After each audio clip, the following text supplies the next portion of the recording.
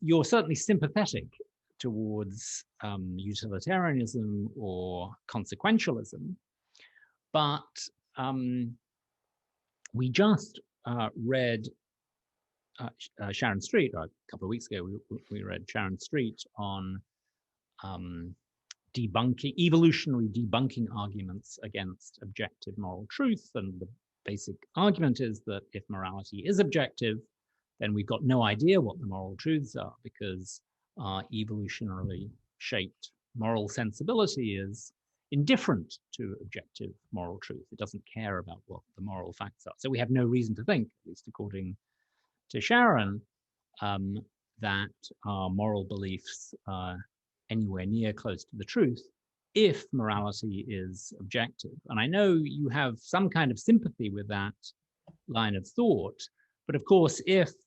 consequentialism were just a matter of objective truth, then that would argue against any knowledge of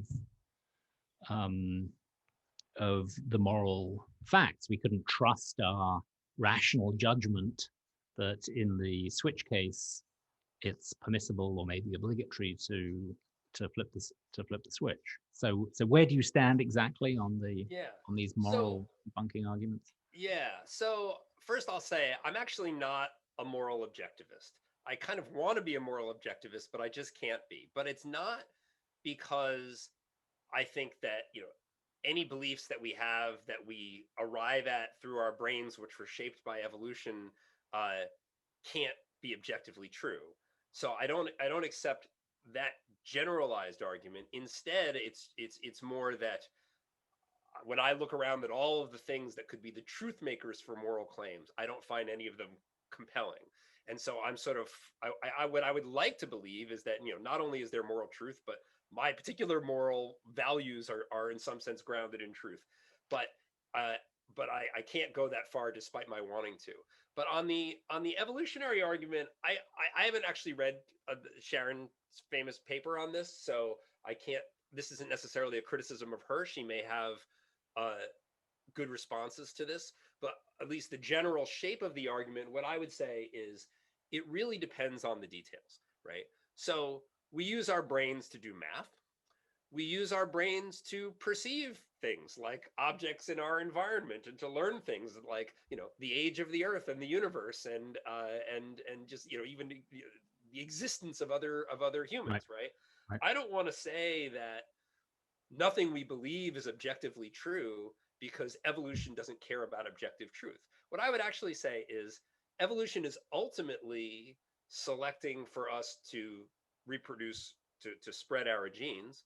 But a good way to spread your genes in general is to have a brain that can record accurate information about the environment and perhaps engage in other kinds of reasoning that could enable it to ascertain truths that go beyond what's just in front of us. So I think that there is a truth encoding and truth perceiving and you know reasoning side of our nature that can put us in touch with objective truth, or at least there's no good evolutionary reason to think that it can't. But then there are other aspects of our nature that really aren't aimed at truth, right?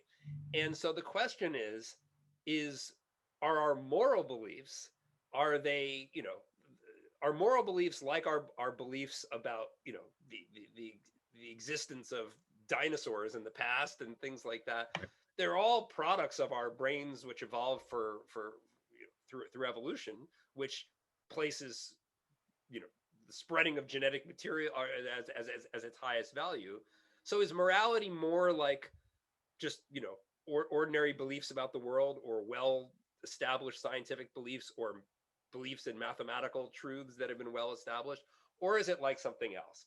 And what I would say is it's kind of a mix, right?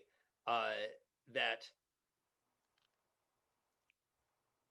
I can't I don't think I think there are good reasons to doubt our general moral intuitions, because the moral intuitions that we have are designed for promoting our biological interests in a complex environment in which we cooperate with other individuals. And so I think morality, in my view, is really about cooperation and enabling us to be nice to some people so that they can be nice to us back, so that we can be a team. And as a team, we can survive better against the challenges of the environment and in competition, either direct competition or resource competition with other groups. So if you understand that as the function of morality, then you're likely to think, okay, this is not about truth gathering. This is about, it's about teamwork, right? But that doesn't mean that the truth gathering parts of our brain can't inform our moral thinking, right?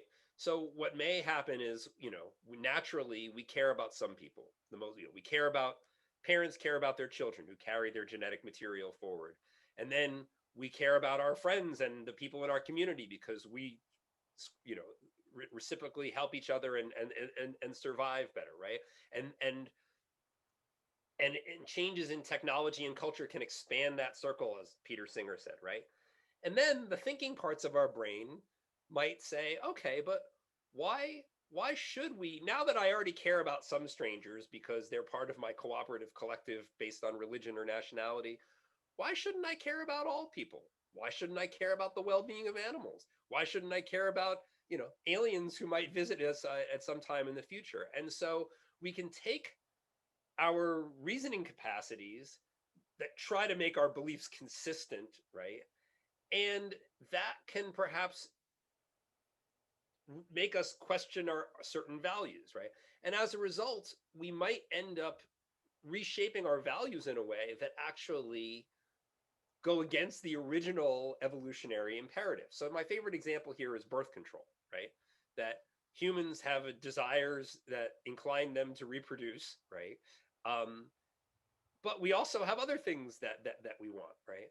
And we also have big brains that enable us to sort of solve general problems that enable us to get the things that we want. So we clever apes came up with these little pills that you can take that can allow you to enjoy the activities that normally lead to spreading your genes without spreading our genes more than we want to, because we don't want to have 10 kids. We'd rather just have 2 or none or whatever it is, right?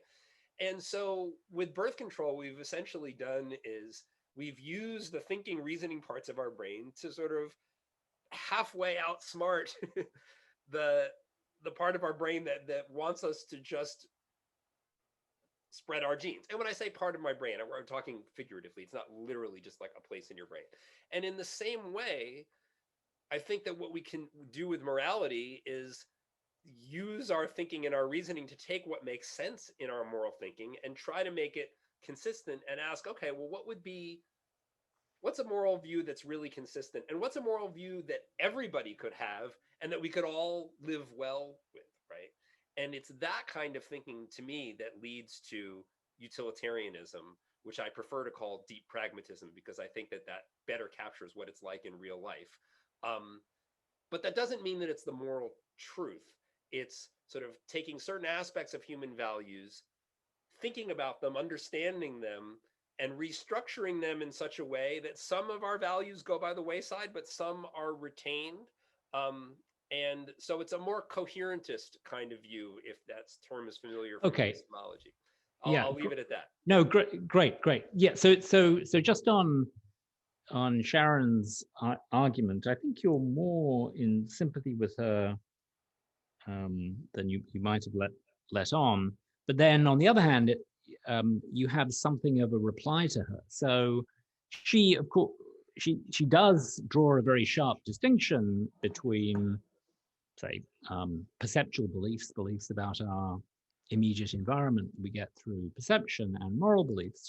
She thinks that the former beliefs are certainly not indifferent to the truth that evolution is constrained to give us a more or less accurate representation of our environment. If it wasn't accurate, then whatever other benefits it might have had, the creatures with the inaccurate representations would have died out and not been as successful as reproducing their kind. But as far as morality goes, and you brought up the example of giving preferential treatment to your own children, why do I give stuff to my own children and give nothing to your children, well, that's because roughly having a disposition to give preference to your own kin is an adaptive trait, and people with that disposition will be better off at spreading their genes into the next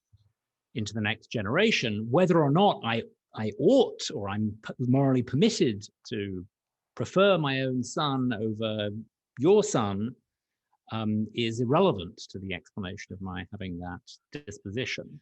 So that's why Sharon thinks that we should look skeptically, at least if morality is objective, we should look skeptically on our um, instinctive thought that it's morally permissible to give preferential treatment, or maybe morally obliged. Maybe we're morally obliged to give preferential treatment to our own kin.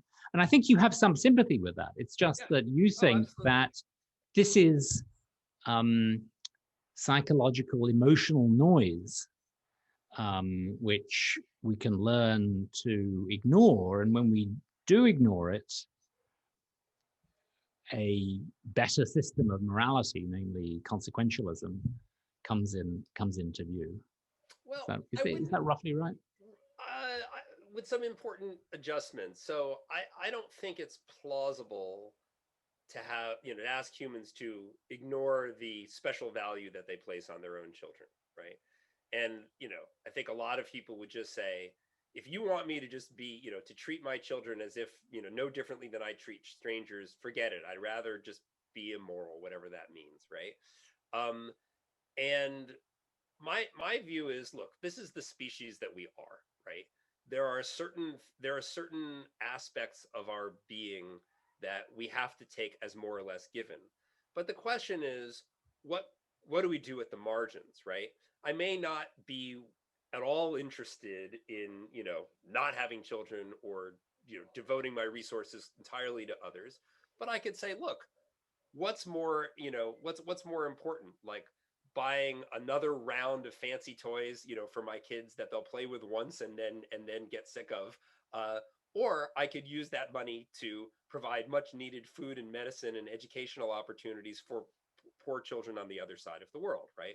So I think that if you're a deep pragmatist, and what I mean by a deep pragmatist is someone whose first principles are utilitarian, but takes aspects of human nature as only so malleable, and that you have to operate within certain real but fuzzy constraints about what we're capable of, and what our motivations are, then the in practice the right answer is not ignore your moral intuitions, they're all wrong. It's how can we how can we be